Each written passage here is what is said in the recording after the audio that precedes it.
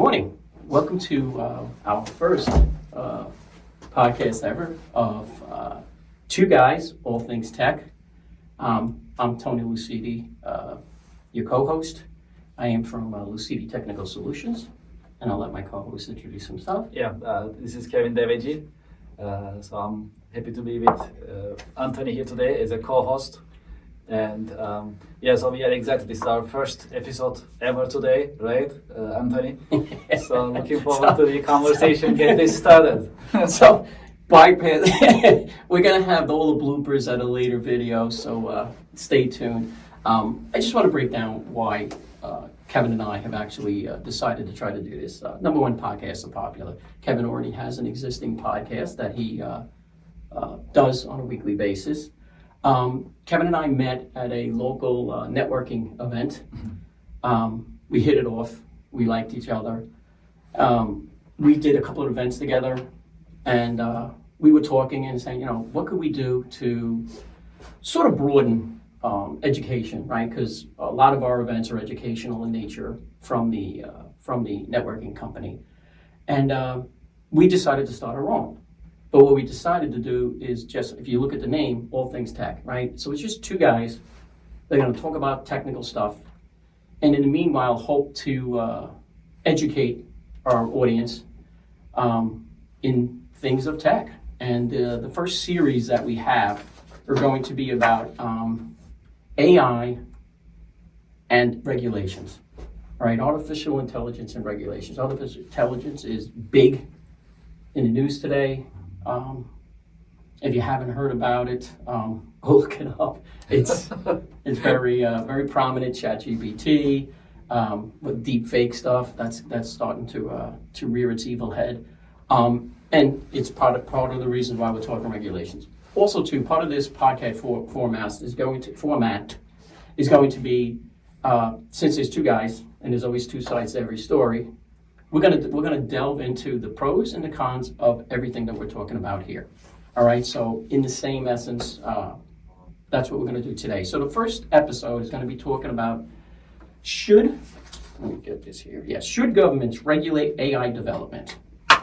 So Kevin's gonna take the pro and I'm gonna take the con on this. So, And I believe in the pro, by the way. okay. That's something I truly believe. Do you? Okay. Just so you know. Okay, all right, well, perfect. Then Just an FYI before we get started. And to be honest with you, I am sort of on the con side. I'm always weary when someone's telling me what I can and cannot do. So it actually worked out. Okay, perfect. All right. So wait a minute. That means this is meant to be. It's gonna be. All right. Let's get started. Yes. We should regulate it. Let me just jump into it. Okay. Let's just get started. I'm really heated up about this. I've been reading about these. All right. Talking about these. Okay. So tell me why. Why do you want to regulate it?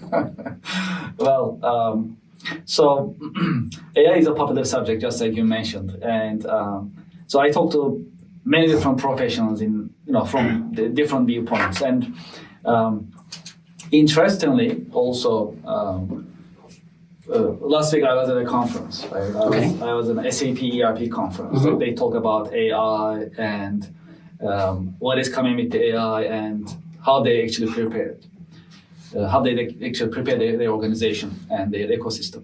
So the truth is, AI is here, and it's here to replace everyone. Okay, that's it. That was the bottom line. I was watching the CEO's presentation, their CEO's presentation. They came all the way from Berlin to Orlando, Florida, right?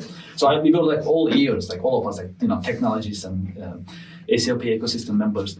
So all these AI agents that they created, HR agent, sales agent, marketing agent, accounting agent, bookkeeping agent. So they are designed to. Well, right now the way that that's presented is as a helper, right, assistant. But we all know the capabilities. So they are here to replace humans, basically. That's where it's going. So, having said that, where are the boundaries? They're gonna replace everyone eventually. There are no laws, no regulations, no restrictions. So they can just come take away the jobs. This is one of the effects of AI. So you're saying regulation should prevent it from stealing jobs? Yes. So, but what does that do to innovation? What does that do to the capabilities of where AI can go? The reality is, listen, Henry Ford did the assembly line, correct? And today robotics have replaced those workers on the assembly line. Those workers found other work, and cars are being manufactured. The economy is doing well, and nothing has hurt the automobile industry because of the robotics. So actually, yeah, I mean, then you go actually a little bit actually just in the past. Let's just talk about industrial revolution a little bit, right? So just by cars, right, it replaced all the horse carriages, right? Mm-hmm. All the horse and that industry completely just wiped out because of the cars, right? No horses needed, no carriages needed, right? But now we are in the information age. It's gonna really replace us all. So that is real, right? This is not just a. Do you really hold on a This second? is not. You really think it's going to replace us all? It will replace everyone and everything. So, wait, you're the visionary that we're going to be minds in a computer in the future, that I'm not going to have a physical body, I'm going to have just a mind sitting in a computer? Or is it you're talking replacing jobs? Well, at the moment we don't know. They are both possible. So if we think about replacing jobs, meaning humans will just go away and then computers and robots will take over, what is left? We are waiting for. I mean, we have the software, we have the robots coming up. I don't think I don't think humanity would do that to itself. That's why. So for not to happen to humans, then we have to have regulations. It is because all these organizations are profit-based, right? So it's all about profit. So, I mean, you know how expensive it is to hire humans, right? If you think about it, you need to hire, you need to train, you need to retain, you need to pay the taxes, employer contribution, all these things. So by replacing humans, you're gonna get rid of all these headaches. You're gonna have a machine. So what will happen is that we still need humans eventually, but our roles will be different. We'll be in a support mode. And that's my thought. My thought is that it's going to replace the jobs that are repetitive and the jobs that are costly in a repetitive fashion. Doing the tasks that could be replaced. I don't see it replacing humans. I see it as an additive. My problem with regulations is history has shown that not all regulations work to the best of. I think that's a different conversation. So how are you gonna run the regulation? Like, do you accept the regulation? Even the regulation is a... No, I'm still not convinced. That Okay, the regulation. all right. No, because so there is still the same conversation. Okay, just to make sure. The moment I say yes, it's a downhill. I'm done. So I lost my argument. So I don't want to say yes and then. I almost got you, but Okay. I was close. Goodbye. That's it. That's the first episode. That's Look it. forward to episode 2. We That have was no easy. idea what we're going to talk about in episode 2. So here's I'll give you an I- example. I'll give you an example. Okay, Okay. a concrete example. I'm So- going to give a concrete example. Okay, so you prepare yours. Mine is already. I'm just going to shoot. So one of the things that we see all the time in a manufacturing environment, right? So I'm very close to manufacturing because of our clientele, because of our expertise and connections to Halpak Industrial Association. So when you look at a manufacturing environment, one of the things that's very important is machine maintenance management, right? You can't actually operate any manufacturing operation without maintaining your machinery and equipment very well on a timely basis. And you have to be proactive. Reactive maintenance is very costly. And most of the time they do reactive maintenance because either they don't have a software, or they have a software, they don't use it well, or they have a team member that they cannot hold on to it, another team member comes up, they don't have a knowledge base.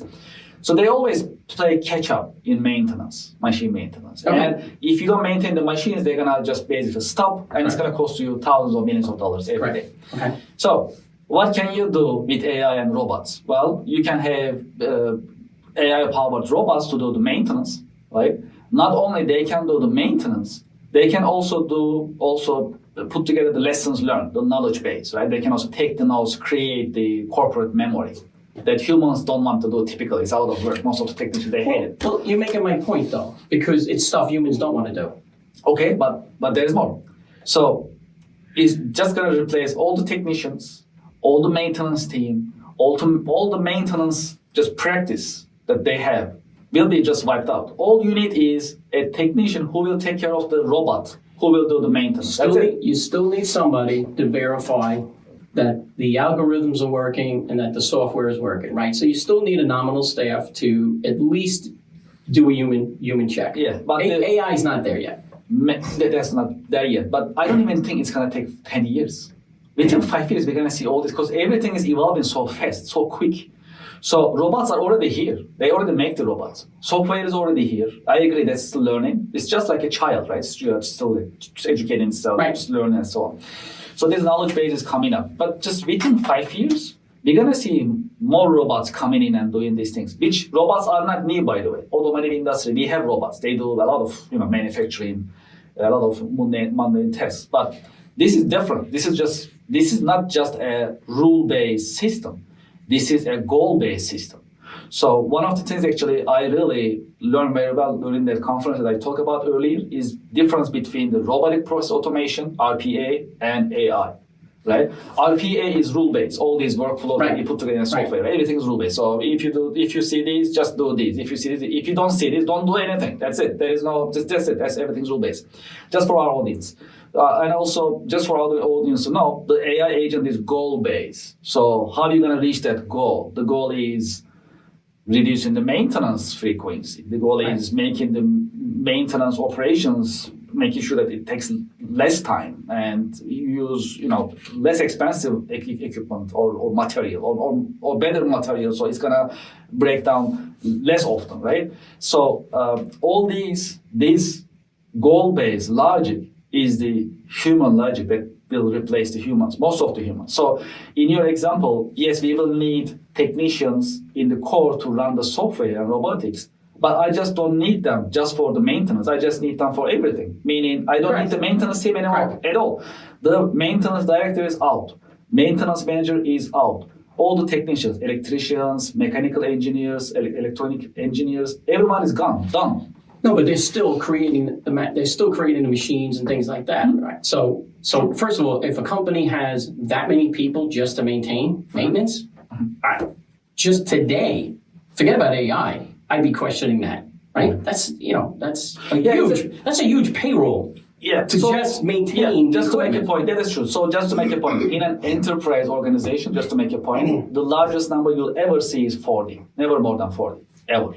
That's still a big number. That's it. To maintain. That's it. One company. One company, correct. But I'm talking about enterprise level, machine. I get it. It's never more than 40. Still, a lot of people for an enterprise, great, but that is it. That's 40, right? That's an example. There may be more in different departments or different practices. But just maintenance, I'm sure that's that's one of our expertise. So you never see more than 40, even in an enterprise level company. So all I'm saying is, so this 40 is gone. But then, I can expand it to other operations as well. But the reality is these people can find jobs elsewhere as well, right? You just take the workforce. I don't know. Everyone's getting AI. Listen, it's affordable. When the robots came into the car manufacturers, those people found work elsewhere. Yes, but that is automotive industry. Now I'm talking about, when I say maintenance, it's like, cross industry. I mean, anywhere there is manufacturing. I get it. It's on automotive, for example, right? I get it. So it's broader. So the transformation will be broader. So the wipe out of humans in the... So here's my question then. Yeah. Why bother with AI then? I mean, you're saying it's going to replace humans, so wipe it out. Yeah, I'm not saying... Why have a regulation? Okay, why have a regulation? Well, eventually, those people who lose their jobs, they cannot find jobs.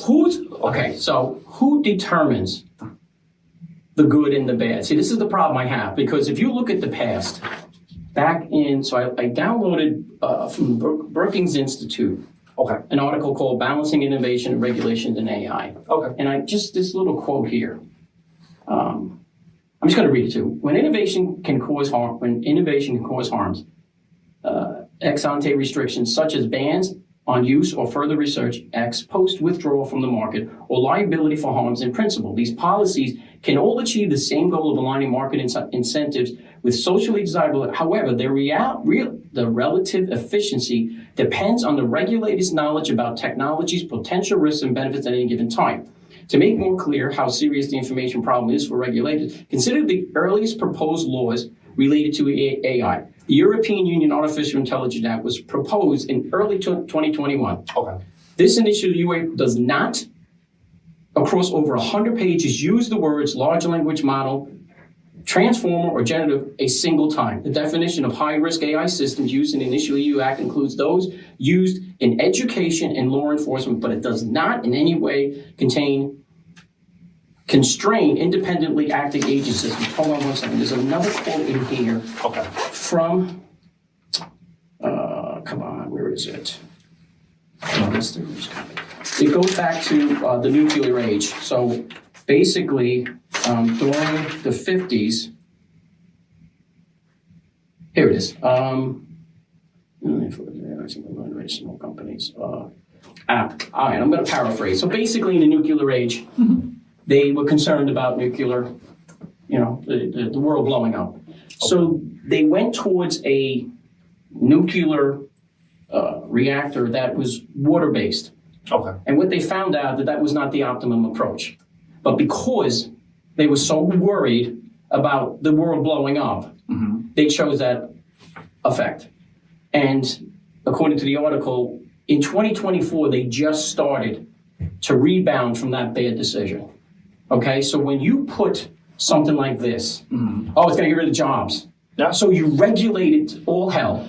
And then what you lose is the innovation. What you lose is the people coming up with good ideas, but because regulation says you can't do it, it stops. So I am for AI, just for the record. Okay. I am also for moderation. Okay. So the way that we design AI right now as humans is the limit is the sky. There is no limit. So all these LLMs, all these AI logic, and the infrastructure that we have is designed to learn and keep learning and learning forever, right? So I'm for it. And I agree with the note that you just actually read that, even the politicians right now, they're not ready to put any laws or regulations at all because they're not. I mean, they tried. Well informed yet. Illinois tried, California tried, and it's too early. It's all around personal. It's all around. It doesn't go into because they don't know. When we're gonna do this, we're gonna do this when we really see the effect of it. Correct. Okay. So right now, so now AI is more affordable, more practical, accessible even for small and mid-sized companies, which is the backbone of U.S. economy. And the more that's being applied in different forms, sometimes just an AI agent as a sales agent or marketing agent or bookkeeping agent. So it's going to start slow. That's why we won't really feel the pain that much yet. But then when it's discovered that it's working well and it can do more, then it will start replacing more. I'll give you another example. Then when we see this, then we're gonna need, serious regulations in terms of, at least guiding or putting some guardrails. At least entire workforce will not be replaced by AI, right? So this type of regulations will come when we really feel the pain. We are not feeling it yet. I'll give you another example. Well, but that's human nature, right? I mean, if you look at the cloning project, right? They cloned the sheep and then they shut it down, right? Basically, they said no more. I don't want to clone a Hitler. I don't want to clone a Jeffrey Dahmer, right? So they shut it down. But couldn't it have saved lives? It could.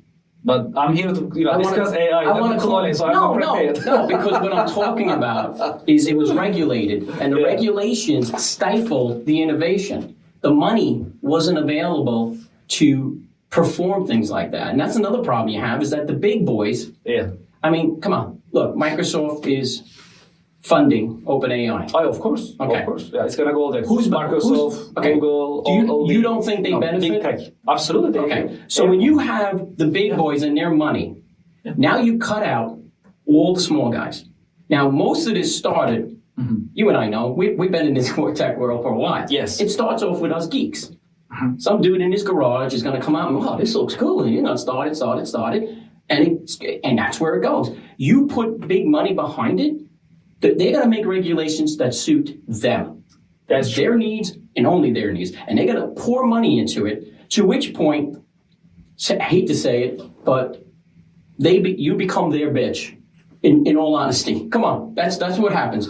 The more money, you cannot ignore the money trail. So if OpenAI says no, I'm not going to go this route, Microsoft says, all right, I'll pull my funding.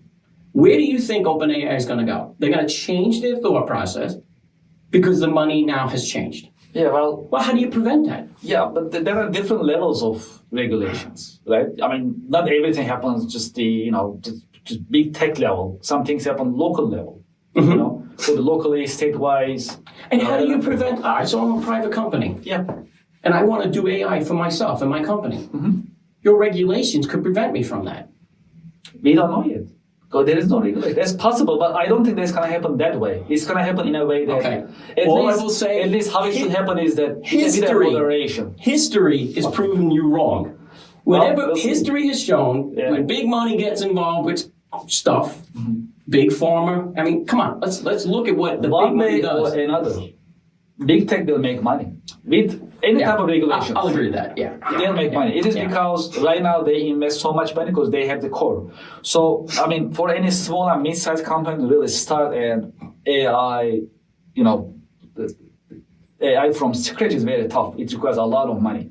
So that's why there is a consolidation towards the big tech because they have the money, they have the investors. That's why they'll build the tools. Correct, and it's different from just sitting down and putting together a rule-based software. It's a different, completely different. So here's my problem, and I don't know how regulation fixes this, but you got all of these social media algorithms, right? Do you know what they do? We have no idea. No idea. Okay, so no idea. In this learning, they say what they do, but we don't really know. In these LLMs, do we really know what it's doing?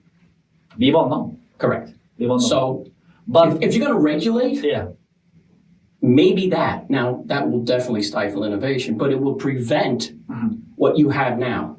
Is you have now social media dominating, and Congress tried, right? They put Zuckerberg up there, and he was just like, whatever. Yeah. Did it change him? Did it put any rules in? The only rule it did was around children. That's it. So I do think you are correct in it's going to take some episode, with this deep fake stuff. I mean, it's getting a little crazy. That is one of the things. So my point about regulation is that you have to have the forethought. You just can't. Here's what's happening, and exactly what you had said in the beginning. The world's falling. I'm going to get replaced. Terminator's happening. Kill it.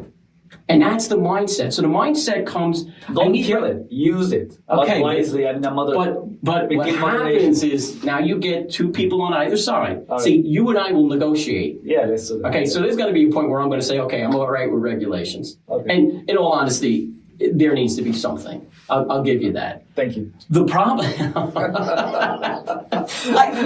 is enough. Let's start with the next one. I think I'm done. This isn't a content. Kevin's like, me? One? See you in the next episode. Other side next time. I won that one. He's going to have a scoreboard. Kevin 1. Tony 0. I think that's my trophy right here. I have my mug too. So. That's your trophy mug. Yeah, there you go. Thank you. I want to thank the Academy. But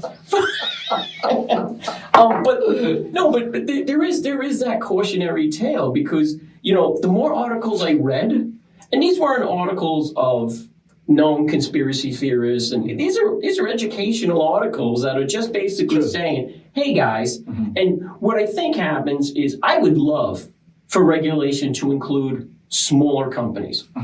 If you're going to open it up, or let's say on the board of the regulation, I'm going to have a philosopher. I want to have a social worker. You see what I'm saying? Something where it's a full mindset, and it's not just a business guy saying money, money, money, money, money, profits, profits, profits. Or on the other side, Terminator's coming. We have to kill Skynet. You know what I'm saying? It's you got to have the balance, man. Yeah, absolutely. I mean, which way is going to really go, we shall really see. We don't really know right now. I mean, just like you mentioned,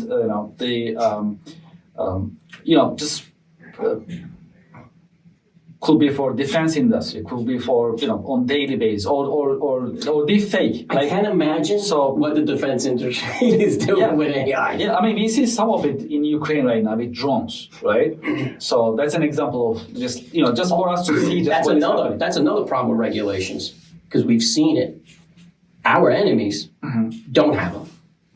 So what happens is right now, I'll say we're in the forefront. I'm sure there's many out there that are going to report to this podcast, you're wrong, but we're on the upside of this, right? We put regulations, slows down innovation. The enemy doesn't care. So they're going to move forward with their innovation. So you have to be careful, because then you wind up in a situation where you're no longer in it, and then you can't control it. Now it's out there, and it's sitting there, and now they're doing their own algorithms, and they're going to do whatever it takes to get it to where they need it to be. Yeah, I mean, when it comes to nation security, all bets are off. Anything goes, right? You got to defend the country. That's it. That's a different. So you're saying government doesn't have to be regulated, but private does? Everyone needs to be regulated. Depends on the purpose, where we are going with it, right? So the moderation dictates that you need to find the balance in terms of the outcome. You need transparency, and that will never happen in private, public, and or government. People don't want to be transparent, right? So they want to hide their secrets. They want to hide. I mean, if you look at, why isn't, and I know it's going to be a stupid statement, but why isn't the OpenAI code out? Why? Right? Is it an open source code? I don't think so. Why? Why aren't they following the open source model?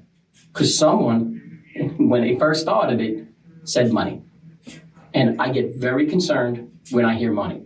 Listen, that's inevitable, though. We are in a capitalistic economy. I mean, you can't just. That's why. Okay, but that's why if I have a non-money person on the board, right? So if I make a 50-50, although I'll go down to conspiracy theorists, you'll just pay out the philosopher. You just buy them out, and they'll be like, "Yeah, I'm going to live on a cabin on a mountain, and I'll philosophize on the mountain." But you get where I'm going. Yes. See, most of our regulations are government based. So now I have senators and governors, and now I get lobbyists. The world, the industry is not part of that. And if it is, then it's the Musks, Zuckerbergs, and their money. You might as well be a politician. But they're also backed by investors. Let's remember. That's exactly my point. That's exactly that's my why point. they go to Middle Correct. East. They have all these conversations together. Correct. Other places. Because that's investors. Like we are talking about global investors, not only in US. So they put their money and they're gonna ask for their return, and it's gonna come from the profits. So, and we all know, utilizing AI in any operations is actually less costly. Instead of dealing with a human, just when you think about it, you don't have to worry about the, hiring, you don't have to worry about training, recruitment, what about no lawsuits, So let's say no employer contribution. So I'm a pharmacy company. It is less costly. We got a minute left. I want to toss this at you. I'm a pharmacy company. I'm going to use AI to find my best client. My best client is not an African-American client. So I'm not targeting them. I'm not designing it for them. Why? I mean, think about the possibilities there, right? You got to be careful with this stuff. I'm not a DEI agent by any way, stretch or form. What I'm trying to say is, when money gets involved, innovation slows down. Regulations cause it's a slowness, and then you get profits start to take band over the best out there. I'll give you 1 second to do your closing argument. Okay, great. Well, we're gonna keep talking about it, but it's evolving on a daily basis. And what we see right now, what we learn right now, it gives us an idea of what will happen in the future. So how we're gonna shape it as humans is really up to us eventually. And it's a great conversation, and we can always have it. Yeah. And I'm sure, in business world as well as in technology, is happening as well. I witnessed many of them last week as well during the conference that I joined, which we should talk about these. And these are Rash's questions that we just, put it out there, and we shall see. Yeah. But one thing is for sure, AI is here to stay, and is here to shape our lives. Correct. That is coming up, and this is here to stay. That's a good closing. All right, so if you like this podcast, thank you, Kevin. Thank you. Subscribe on our YouTube channel. We have at least 4 more episodes. We're going to be talking about AI and regulations. I'm Tony Lucidi. This is my co-host, Kevin. Thank you so much.